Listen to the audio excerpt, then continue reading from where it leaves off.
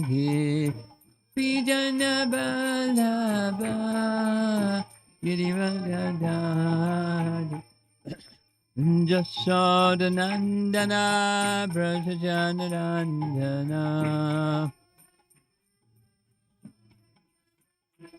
Jashodanandana Brajajanarandana Jamanatira Vanam Jadhi Jamanatira Vanam Jadhi Jaya Radha Madhava Kunjabi Hari Madhava Kunjabi Jaya Radha Madhava Kunjabi Hari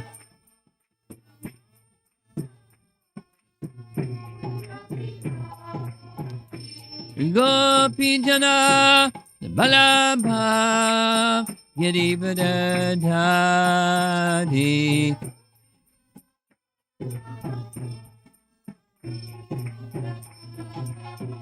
Gopi Jana Balabha Girivardhari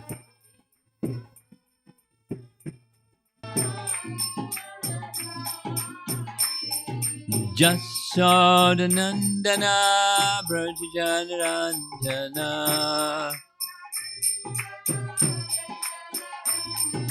Jashodanandana Brajajanarandana Jamunatira Vanam Chadi Jamunatira Vanam Chadi Jaya Radha Madhava Kunjabi Hari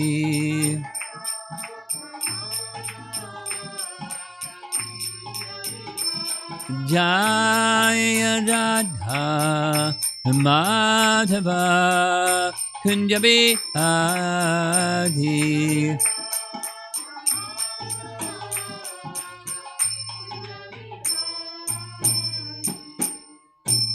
Jayom Vishnupad Paramahansa Parivijagacharya Astatarasatasi Srimad His Divine Grace Bhaktivedanta Swami Srila Prabhupada Ki Ananta Koti Vaishnavrinda Ki Grantaraj Srimad Bhagavatam Ki Gaura Premanandi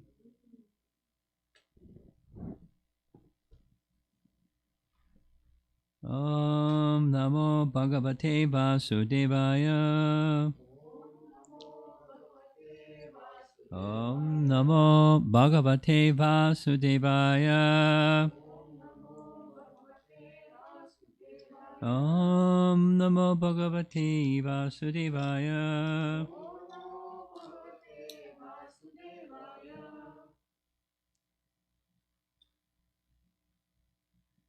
Continuing with Canto 10, Chapter 14, Brahma's Prayers. We're getting close to an end to a section where the section that we're reading from is a section dealing with Brahma's astonishment and bewilderment at the sweetness of the loving exchanges between Krishna and the residents of Vrindavan, because he's a visitor. He's not indigenous to Vrindavan. He's the topmost planet of the material realm, but he's not accustomed to the kind of love that's found. Where are we going here? Yeah.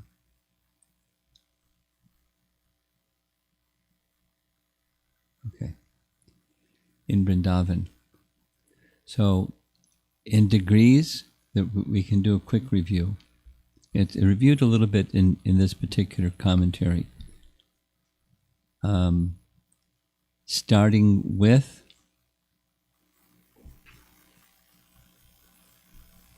starting with 31, the mothers and the cows who for 1 year were directly feeding Krishna, who had manifested himself as the sons of those mothers and the calves of those cows. How fortunate. Who can estimate? Because elsewhere in chapter 8 of this 10th canto, Shukadeva Goswami says, good fortune of Nanda Maharaj and Mother Jasoda. How many pious activities have they done to have this kind of relationship with Krishna, he's their son. And Mother Jasoda fed Krishna with her milk directly. So now, same thing, chapter 14, all the mothers for 1 month, because it just happened. That not just 1 month, 1 year. 1 year, pardon, 1 year.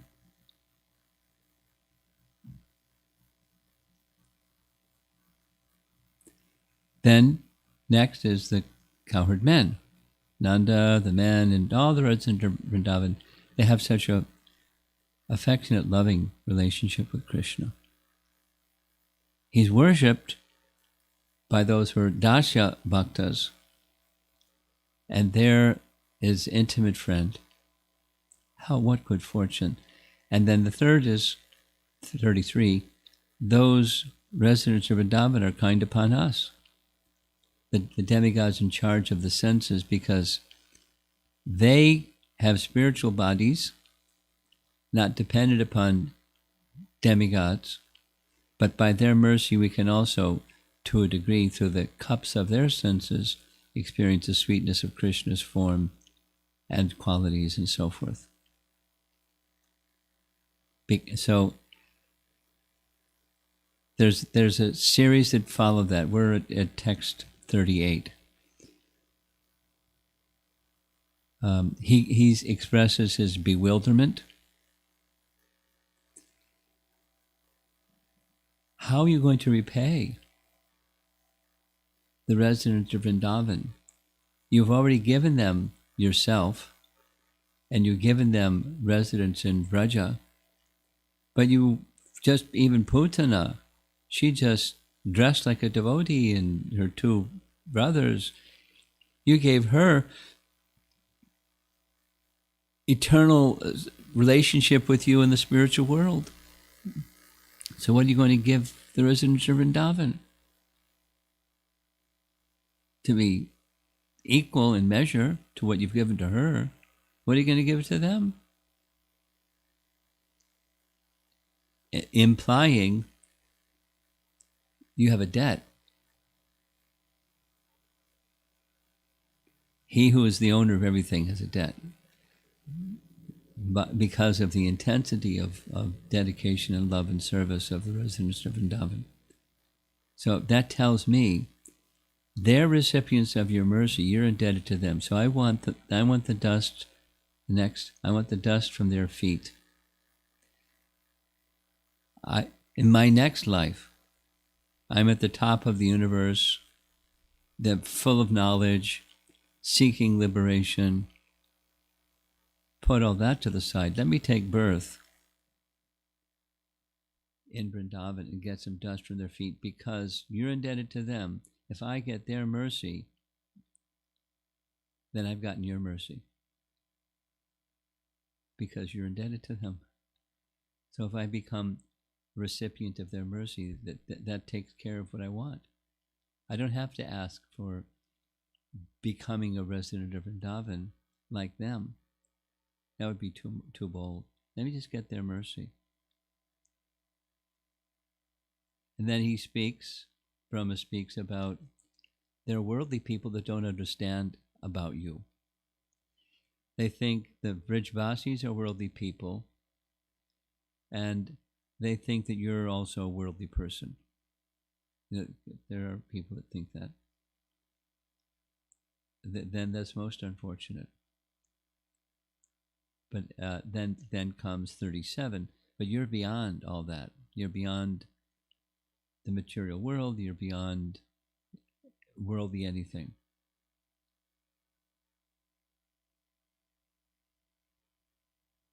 So why do you come and perform activities like them? Because you want to increase their bliss. And you want those who see that happening or hear of that happening have to become restored in their Krishna consciousness. That's why you do. Then, this evening's verse. I like this one. There are people who say, I know everything about Krishna.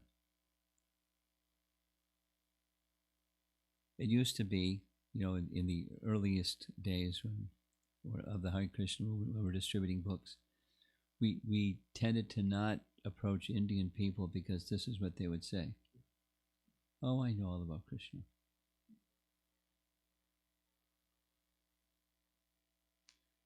There are people who say, I know everything about Krishna. Let them think that way. As far as I am concerned, I do not wish to speak very much about this matter. My Lord, let me say this much. As far as your opulences are concerned, they are beyond the reach of my mind, body, and words. And this is a direct translation of the same verse found in Chaitanya Charitamrita.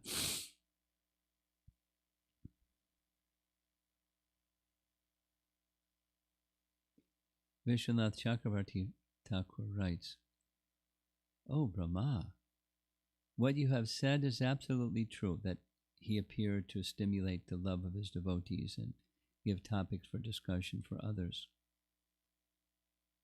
There is no one else in the universe who can explain about my form, my Braja devotees, my pastimes, and my bhakti in front of me.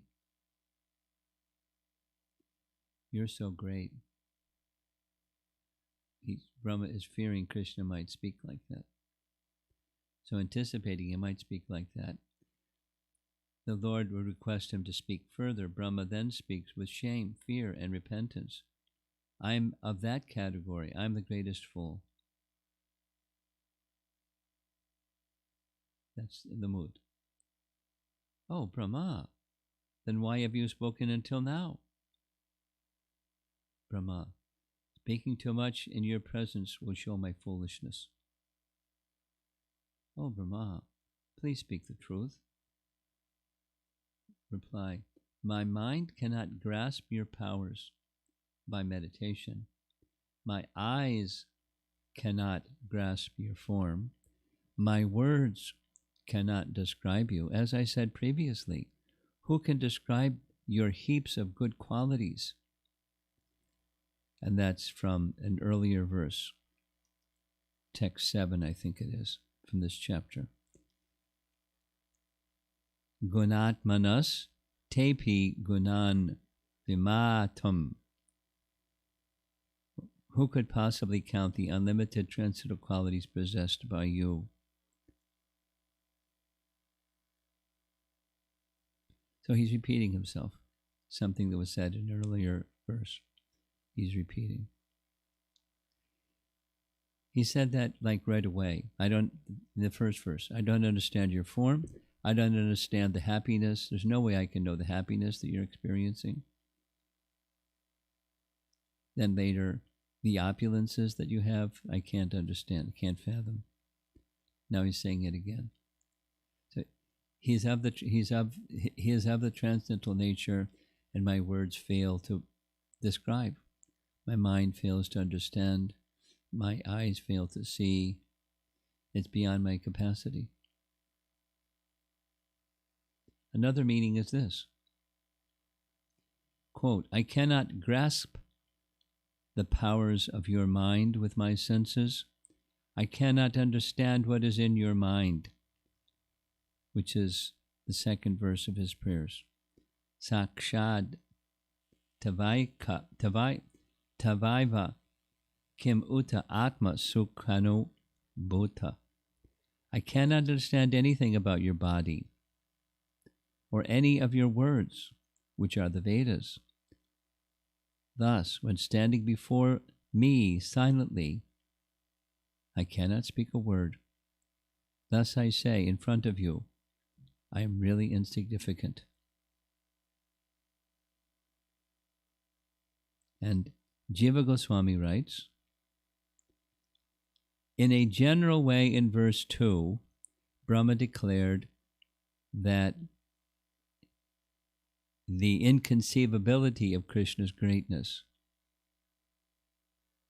Now, the previous is specific about his opulences, but here is his greatness, because that's part of his greatness, is his opulences. Then, in verse 9, he showed that Krishna's Swarup Shakti, Maya Shakti, and Swarup, his form, were inconceivable.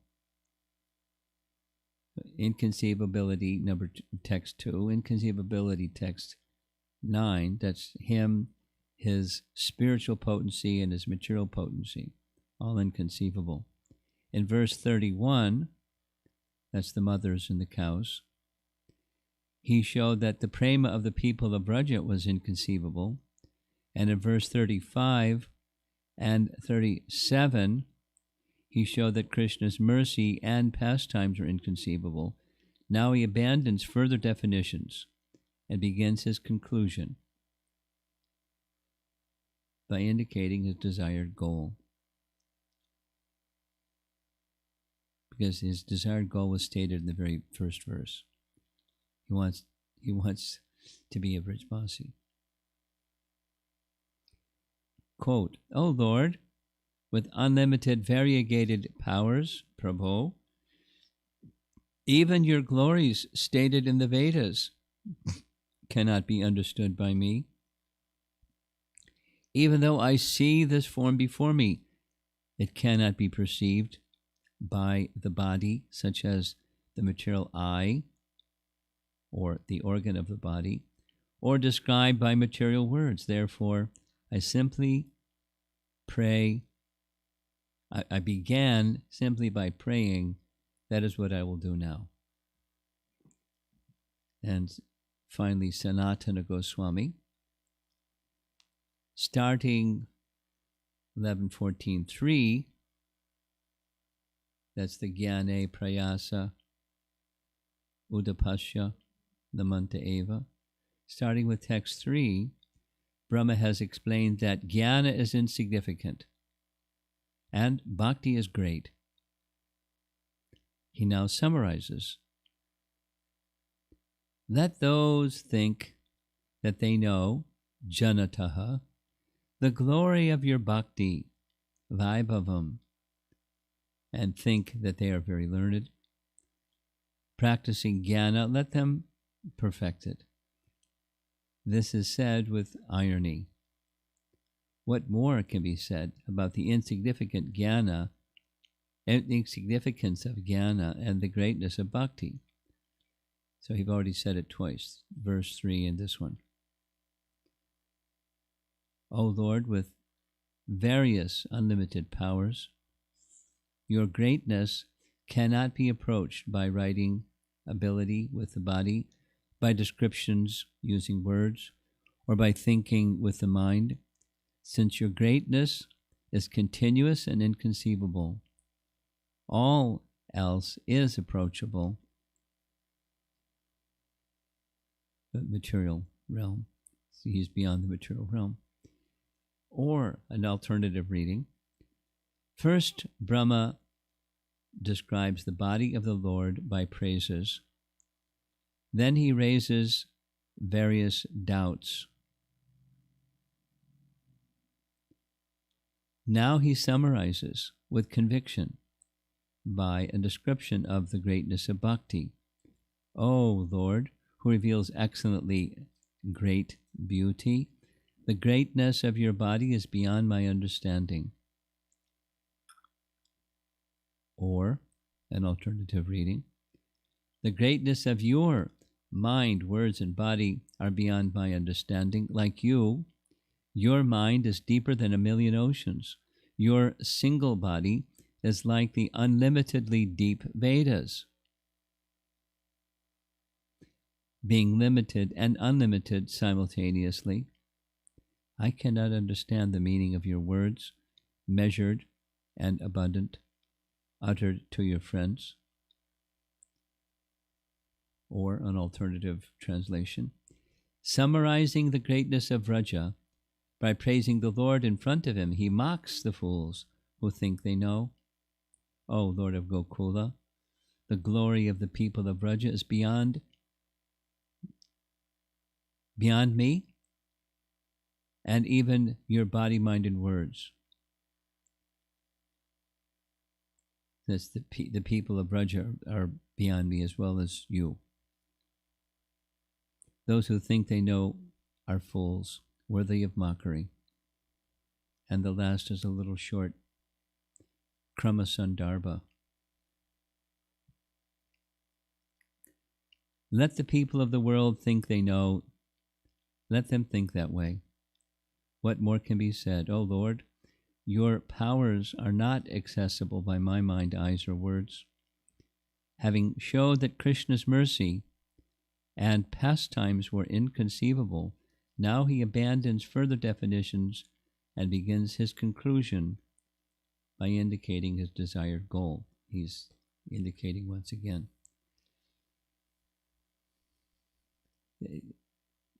We can take it as a theme from the very first, and now here, again and again in the middle, and because it's a long chapter.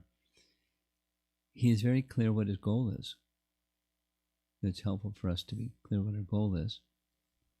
Because materially, he's mastered everything. He's not only got a degree in engineering, he is the dean of engineering departments, all engineering departments.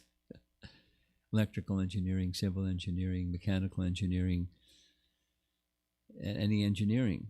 He's the head professor. And not only he knows his stuff, he has applied his stuff. He's the best learned person. He knows the Vedas. However, he's indicating that indirectly, he's indicating that the Vedas don't know you. The goal of the Vedas is to know Krishna. Yes? The goal of the Vedas is the goal of the Vedas. You know the verse from Bhagavad Gita? Vedaish chasayar vayar aham eva vedyo. You know that one? You know that one? 15:15 Bhagavad Gita. Krishna says the purpose of the Vedas is to know him. There's many parts of the Vedas that don't directly speak about Krishna. They lead to higher consciousness, and in that state of higher consciousness, one may, or may not, one may come to the position of knowing that Krishna is the source of everything.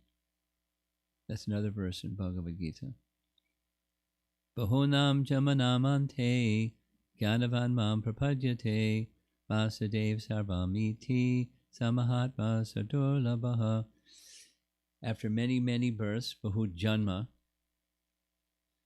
those who are jnanis may become full of knowledge. And what's that symptom? They understand Krishna is everything. He's the source of everything, and therefore he's everything. And then when they understand that, they take shelter of him. Of course, they get a little assist, more than a little assist, from bhakti. Those who are bhaktas may help them understand that. But when that knowledge is... So, the Veda means knowledge, and those that have knowledge, they come to that conclusion, or may come to that conclusion. And then they surrender. Gyanavan Mam prapadyante. Prapadyante. Surrender to me. Prapadyante. So Brahma not just knows, he's also surrendered, but now he's going to another stage by association with the residents of Vrindavan. He wants to become one of them because he recognizes they're vastly superior, and that the Vedas don't give that direct understanding of well, the Bhagavatam does, but as we know, Narada confirmed, and all the Vedas that you compiled, you didn't sufficiently glorify the personality of Godhead. So worldly people, they'll think something else is the goal, and they'll go after that something else. Material progress, material assets, and so forth, material enjoyment. The Vedas do provide means for that, but that's not the ultimate goal and purpose of the Vedas. So Brahma is pointing to the ultimate purpose in the Vedas and indicating that's his goal. Once again, of all, I really, so this verse, those people who say, I know all about Krishna, what can I say? Let them speak like that? I don't. I'm the most knowledgeable in the Vedas. I don't.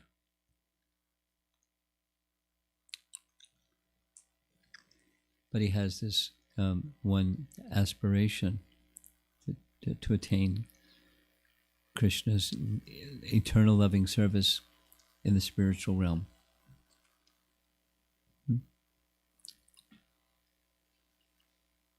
Despite the inconceivableness. We've been discussing this a little bit as we've been going along.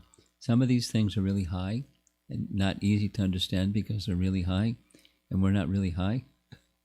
Our little pea brains don't have the capacity to understand all this. And that's quite okay. Brahma is saying, I don't understand it either. Although he certainly understands more than we understand. But he does understand one thing, that he wants that shelter.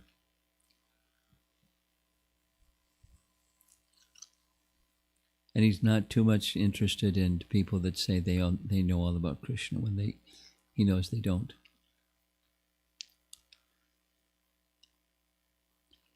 Yeah. He's authoritative. Brahma is the head of our sampradaya. So humility is a natural position for one who actually has attained an elevated status. Is actually quite small. It's not abnormal. It's the other would be unbecoming. Someone that's a very learned person that's very proud. Commonly, learned persons in the world are proud. Wealthy persons are proud. Beautiful persons are proud. Those who have opulences, the tendency is to be proud. But the real sign of a great person is that they're not. The example that's given is trees that are laden with fruit, they bend down because they have lots of fruits. So they're weighted with those fruits. So they're like that. A knowledgeable person or a great person is actually very humble because they have lots of fruits. But they're giving credit to the one who's the enjoyer of those fruits and the ones who produce those fruits, the source of everything.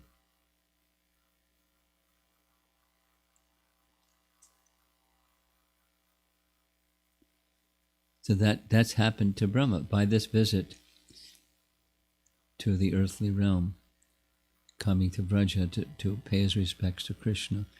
He is now very much humbled.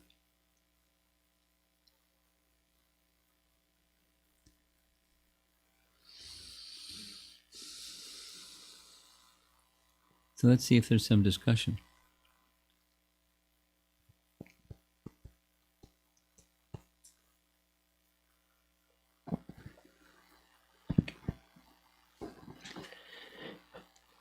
Hare Krishna Guru Maharaj. Thank you very much. The point that stands out to me of today's class is a comparison between bhakti and gyan. Yes. And we oftentimes talk about an example where we say that we cannot keep our feet in two different boats, material life and spiritual life. My first question is, can we draw a parallel between like the example that we took of spiritual versus material? Can we parallelly compare bhakti and gyan? Yes. Let it be known that in that comparison or contrasting the two boats example, gyan that's devoid of bhakti, or it's primarily resting upon the power of speculation. And I say that because within bhakti there's also knowledge. From bhakti, causelessly knowledge arises, but it's not the speculative kind. It's the knowing kind. So making that little important distinction. Yeah. Therefore, jnana prayasa udapasya, the throwing far away. Bhakti that's devoid of speculative strength or capacity or relying upon that. Bhakti is without that. So that's the other boat. Thank you, Guru Maharaj. My second question is based on the first one, and as you explained it, so it becomes more clear. The second question is that when we read Bhagavatam, we see that a lot has been described about how one should have bhakti. So the entire literature and more is particularly emphasizing on development of a devotional attitude towards Krishna. In that sense, would it be then fair to say that we should have the gyan of bhakti, but we should not have bhakti for gyan?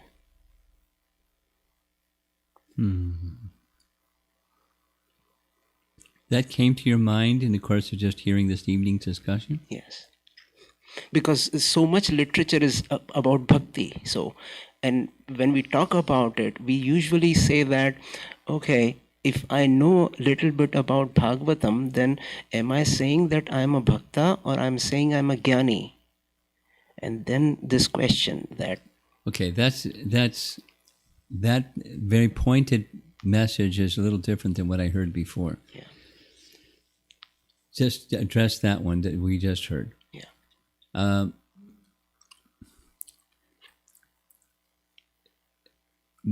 We're encouraged to study Bhagavad Gita and Srimad Bhagavatam. That study of Bhagavad Gita and Srimad Bhagavatam is not a Gyan exercise, or if it's a Gyan exercise, we won't understand it. Yeah. If it's a Bhakti exercise, that is, I wish to have my attraction for Krishna grow. Yeah. That's the intention behind, or becomes gradually the intention behind. Because I hear so much about, notionally I hear so much about the importance of bhakti, let my bhakti grow in the course of hearing and studying Bhagavad Gita and Srimad Bhagavatam. Yeah. Gyan will arise, same point as before, but so that's not cultivation of Gyan, it's cultivation of bhakti. Our reading is cultivation of bhakti. Someone that doesn't have bhakti is the cultivation of Gyan. Same book, two different persons. Yeah. Cultivation of Gyan, cultivation of bhakti. Yeah. And there are certain things that a person who's cultivating bhakti will not understand about Bhagavad Gita. Yes. It's just inaccessible to them. Yeah. There's many examples.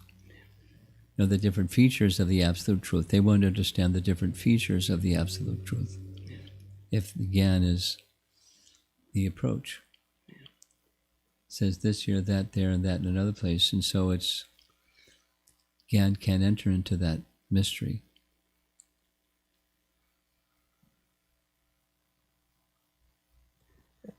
One last question, Maharaj, just confirming that therefore then would it be fair to say that we should know, in that sense we should have Gyan for Bhakti? Gyan for bhakti. Yes. Well, I'm not so comfortable with that. Okay. I mean, I it's interesting play on words, but it's not like we Gyan for bhakti, because Gyan has certain connotations to it. Yeah. A taste for bhakti. Yeah. An aptitude for bhakti. Yeah. A high regard for bhakti. Yeah. Oh, okay. Thank you, Maharaj. Thank you very much.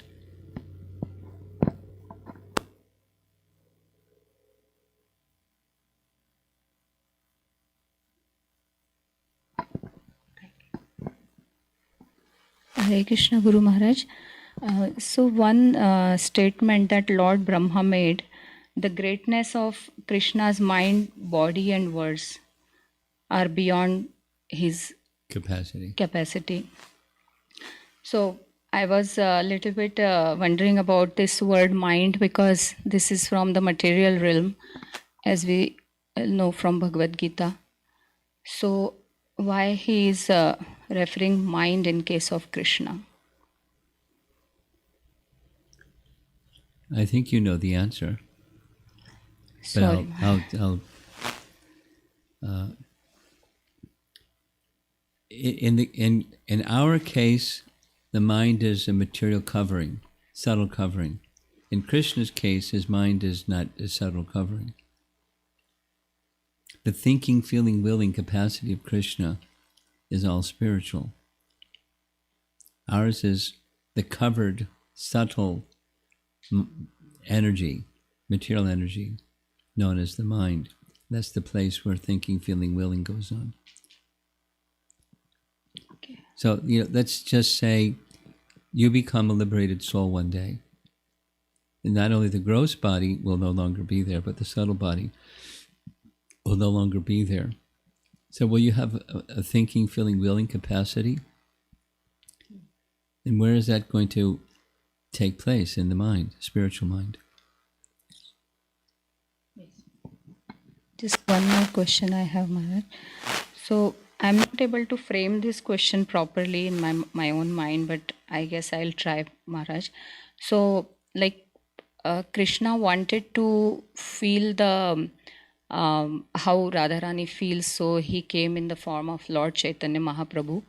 And here we are learning that Lord Brahma wants to know Krishna, or he wants to feel those feelings that residents of Vrindavan are feeling. So I just want to probably understand that what is the difference between their desires. Whose desires? Krishna's desire to feel how the greatest devotee feels about himself, and Lord Brahma's desire to feel that how the residents of Vrindavan feel about Krishna. Okay, it's not exactly how they feel about Krishna. It's to be in that relationship with Krishna eternally. Loving relationship. So it's not just feelings. It's not feeling their feelings. I want to feel their feelings. He wants to be in that relationship with them, with Krishna, as they have, that Maitri. Yeah. But in case of Krishna, he just wants to feel those feelings. Well, in the case of Krishna, he wants to, there's three things. What is that happiness that Radha feels? What is that love that she's feeling towards me? When she sees my qualities, how is she seeing the qualities of me? That the subject, you have to take the position of the subject to have those feelings and perceptions towards an object, the lover and the beloved. Yes, Guru. There's similarity, but it's different. Yeah. And Krishna is not doesn't need anything outside of himself, and Brahma does. He needs mercy, and Krishna just needs to fulfill his own desire. Yeah. Yes. Thank you so much. Thank you.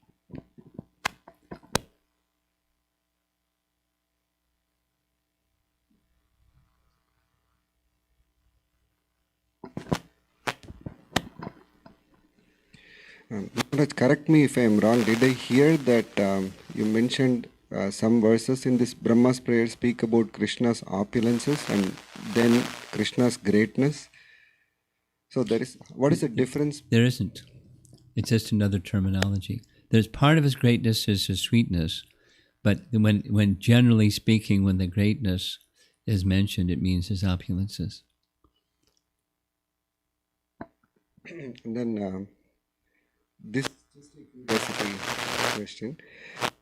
Brahma wanted to be a Vrajavasi, or get the dust from the Vrajavasis and become a Vrajavasi. And Uddhava wanted to be a grass in Vrindavan. It's similar. So my question is, did both of them want to become that during when Krishna is present in Vrindavan, or it is considered that Krishna is always present, so in Vrindavan? They didn't make the distinction like that. Now, if you want to step back and just say, well, it's okay, they didn't make the distinction like that. Are Krishna's pastimes eternal? Yes. So to come to that position is an eternal position, yes.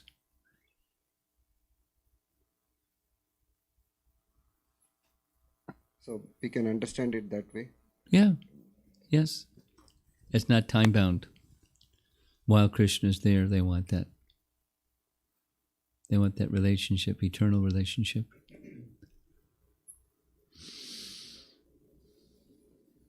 I have one more question. You mentioned that when the knowledge increases, or it's not just the knowledge. You said about beauty, high birth, all those things. When is there is always pride or There's a tendency like that, yeah. So, what is the correct way? How to avoid getting Bhakti. That's how to avoid. Can you explain further? Krishna is to be pleased.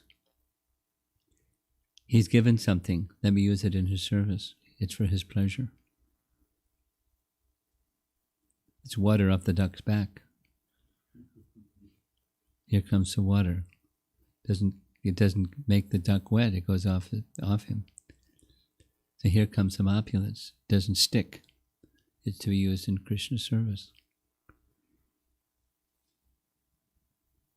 And we can always glorify the acharyas who have given those knowledge. Yeah. Yes, that's important too. Recognizing that say Arjuna, his bowmanship, that's an opulence. He recognized when he was unable to protect the queens by, some cowherd people, as opposed to Maharati, great personalities. His capacity to fight against great warriors was Krishna given. And Krishna gives, Krishna can take away for whatever reason. Doesn't have to be punishment. He took away to give him the realization, your greatness is because of me.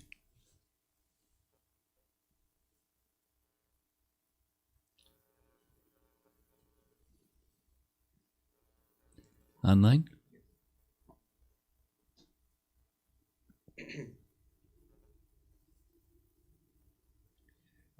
From Sundara Dinakar Prabhu. In the second chapter of Bhagavad Gita, the understanding is that the soul has nothing to do with matter.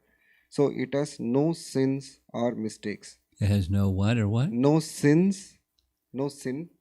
or mistakes. Mistakes or mystic? Mistakes. No mistakes, no errors. No errors. Okay. At the same time, how is a Vaishnava considering himself lowly and sinful? How do we reconcile both ideas that soul has no sin, at the same time Vaishnava considers himself sinful? You're relating to that. To understand it. Okay.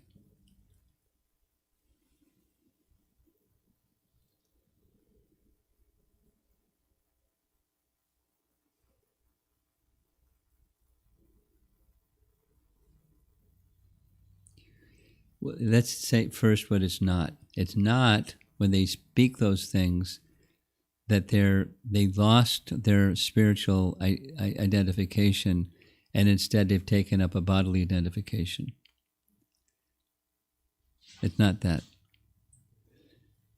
Because although the soul is what its second chapter says, if one identifies with the body, then one has those flaws.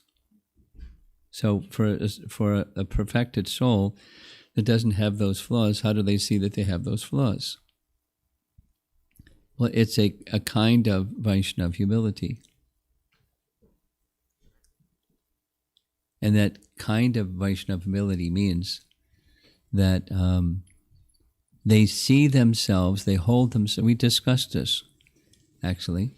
You know, a tree that's laden with fruit bows down. A barren tree stands straight. So those that are laden with virtue, they're humble by nature because of the weight of that asset, their spiritual asset. They're naturally humble. So they're speaking in that way about themselves because they actually feel that way.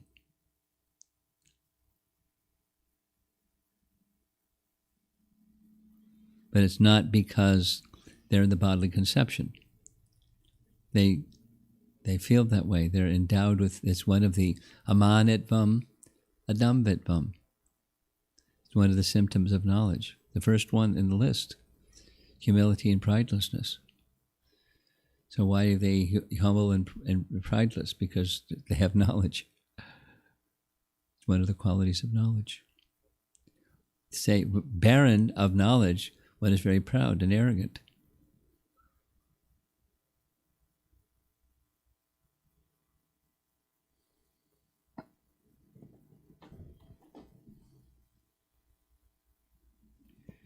Question from Sri Radhika Mataji. Will you please explain the word causelessly in the statement, from bhakti, causelessly knowledge arises? Yeah, there's no material cause. The soul, part and parcel of Krishna's soul, has everything within. It has bhakti within, it has prema bhakti within. And as bhakti awakens, without some material prompt, that bhakti bears the fruit of knowledge and detachment. It does no material cause. It's of the soul. That's the causelessly. As bhakti awakens, those other two awaken. They're subsets of bhakti.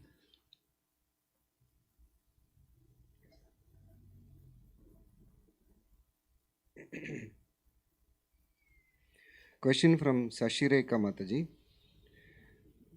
Maharaj, as you mentioned that reading is cultivation for bhakti, Yes. and I have realized that more I read Shastra or hear your lecture, bhakti increases. So in one aspect, can we say that sometimes jnana or shastric knowledge is needed to cultivate bhakti? Why can't we relish chanting without hearing or reading? It seems... No, wait, that's a separate question. Let's just do the first one. Okay. Rupa Goswami addresses this, or at least Prabhupada writes about it in Nectar Devotion. Knowledge may be necessary to get a foothold in bhakti.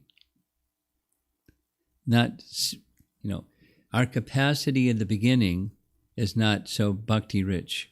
Our capacity is the material orientation kind. So when we read, it's information oriented, that kind of knowledge oriented. So we have so that we can get a basic distinction between over here is material, over there is spiritual. Material looks like this, spiritual looks like that. It's just to get, our bearings in the beginning. Knowledge, theoretical knowledge may be helpful to get a footing, but the bhakti isn't dependent upon it. Bhakti surpasses it, and being too much dependent upon the theoretical capacity portion of our existence may be an inhibitor to bhakti after some time. Rather, this question Sri Radhika is asking, that transcendental knowledge, not just the theoretical kind, it awakens as bhakti awakens. It surpasses the theoretical kind. And then we know we know to a degree that we cannot act on the material plane. Intelligence given by Krishna doesn't permit the bhakta to go away from Krishna or to accept things that are unfavorable to bhakti. The intelligence of the bhakta doesn't permit it. There's a regulative stage, and then there's a spontaneous stage. Okay?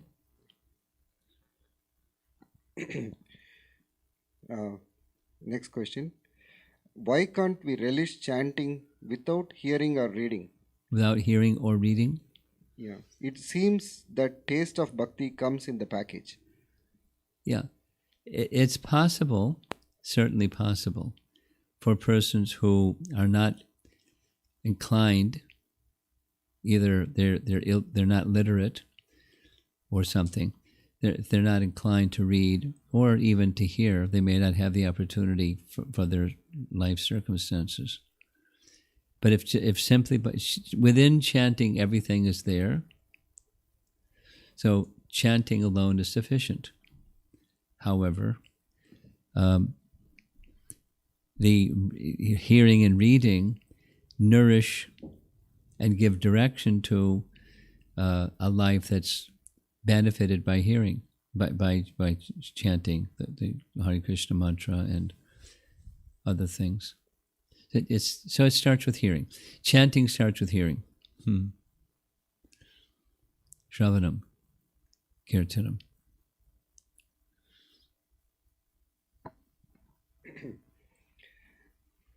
Another question from Sri Radhika Mataji.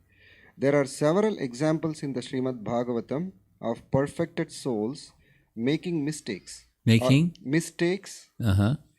or behaving less than perfect. A risk of dwelling on these without hearing from the right sources could be to idealize imperfection. The repentance of these great souls is amply explained, as well as, like in the case of Lord Brahma, their words of regret and apology clarify the ideal standards that they will like to inspire us to aspire for. I am confirming my understanding that in spite of elaborate explanations provided on the mistakes of perfected souls, hearing in disciplic succession safeguards us from idealizing imperfection. Yeah. And it saves us from a lot of things. That's certainly one of them.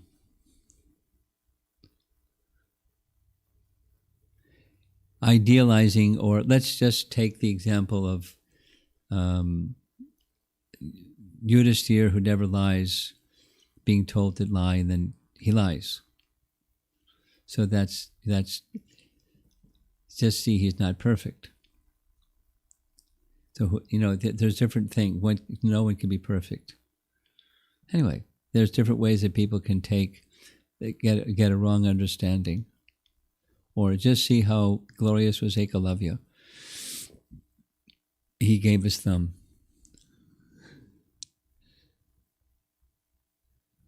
So that's an example, glorifying imperfection.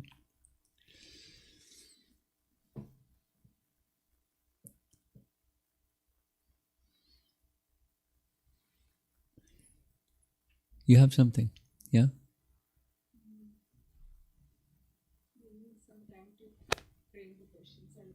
Okay.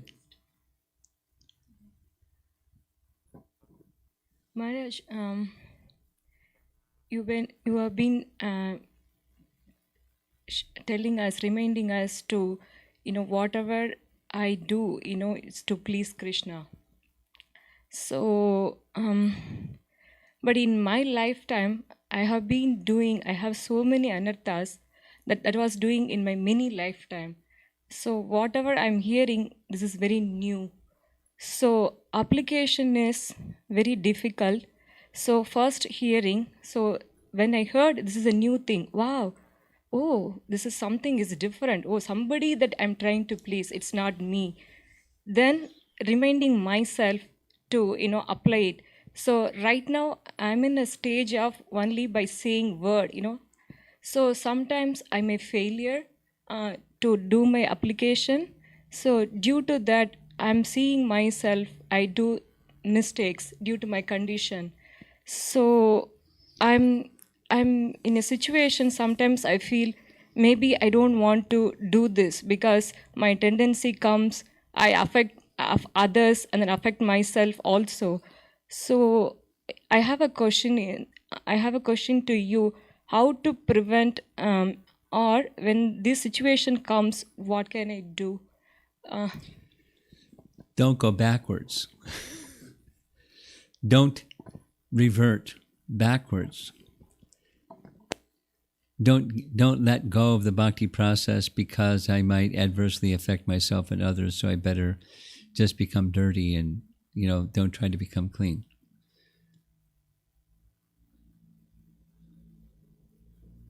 You continue trying to make clean.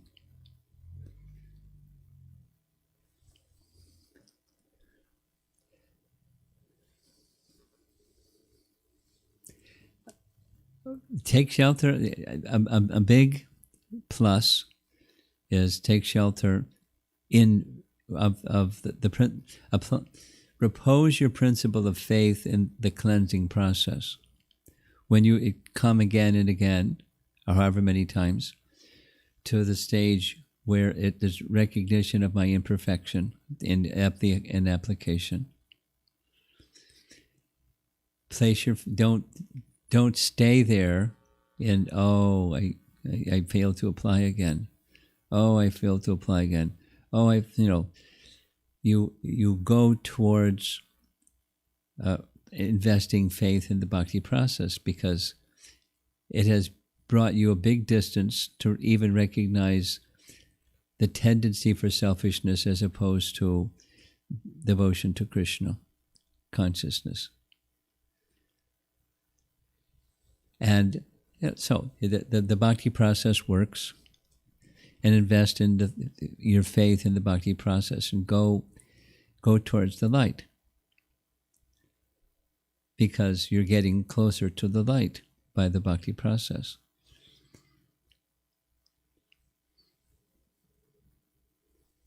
Failure is a pillar of success. That was, the cliche. If at first you don't succeed, try and try again. Another cliche. But make sure that you're applying. You have a proper understanding of the bhakti process, and that's where you place your faith. It's not upon your own strength and ability to do things. That's another material tendency. I need Krishna's, just like chanting attentively. I can't do this on my own. We try. We're told to try, so we try. And we come to understand I can't do this on my own. I require mercy. So then invest in trying and calling for mercy. That's the faith in the bhakti process. And then bhakti will grow more.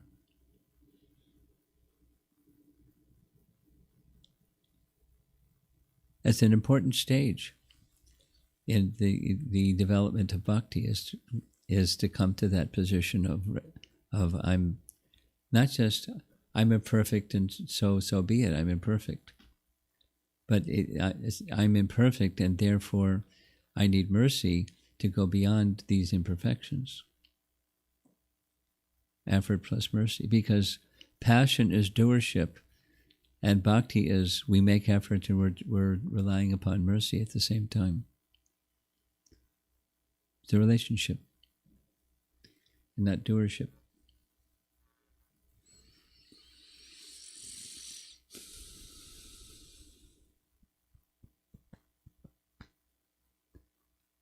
Anything else? Yeah.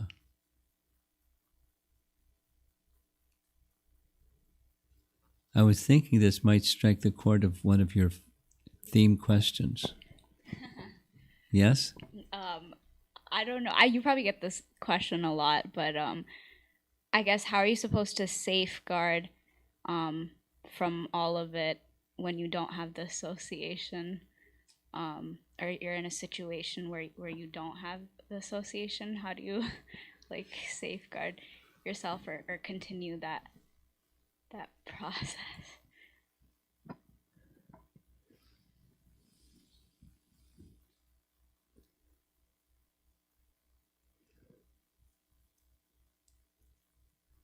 A lot depends upon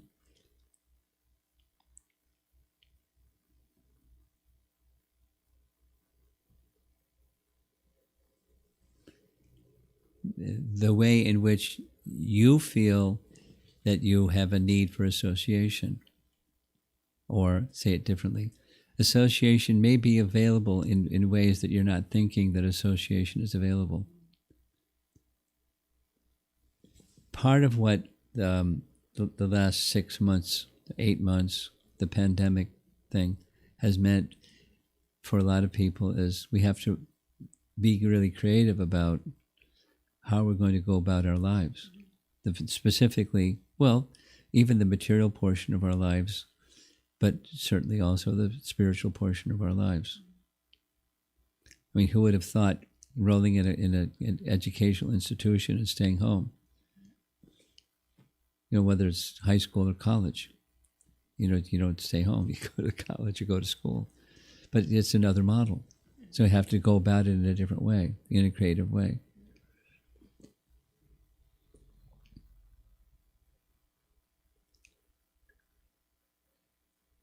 I just came to know something pretty astounding that I didn't know. It's been going on for this pandemic period. Raghunath and Kaustubha, you know who those two devotees are?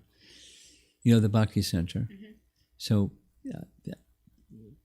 Kaustubha is one of the founding fathers of the originators, original preachers at the Bhakti Center. And Raghunath is Dhanadhar Swami's disciple. Raghunath used to be with the Music 108 group, singer, punk rock, Raghunath. But so they both came from the same background, and now they're having every morning several thousand, 3,000 to 4,000 people hearing their morning class. And they're using approach that's, a different kind of approach. It's, something they've learned about the modern audience. But, they're just in their homes. Mm-hmm. They're not out and about. They're getting and giving association through the use of, modern technology and so forth. Mm-hmm. And their approach that's attractive because of the way that they're conducting their class. So most of, like I give classes, I don't have several thousand people. And it's from all over the world. It's at 5:30 in the morning East Coast time. So they're getting European people and all kinds of other people. It's not East Coast people. It's not Midwest people either. But their association is a lot. That's a big number. Mm-hmm. So it's possible, and they have relationships with these people. Mm-hmm. Well, like your brother shared with me, he and Mukunda in their Bhagavad Gita class for 2.5 years. Mm-hmm. And they've built nice relationships with those. Mm-hmm. So he's looking for some more students. Right. But so there's ways. Mm-hmm. The association is available. They have to be a little bit creative about how to access it given circumstances. Mm-hmm. Thank you, Maharaj. There's somebody, without going into anecdotal, somebody's off in Okefenokee, and there's no temple in Okefenokee. They have no, so they have, what are they going to do? But Krishna's arranged some association. I think we were a little spoiled growing up. We had so much Yeah, association. opportunities are there that may not be the kind that you were accustomed to and getting nourished by it. That in circumstance cut that. So then get creative.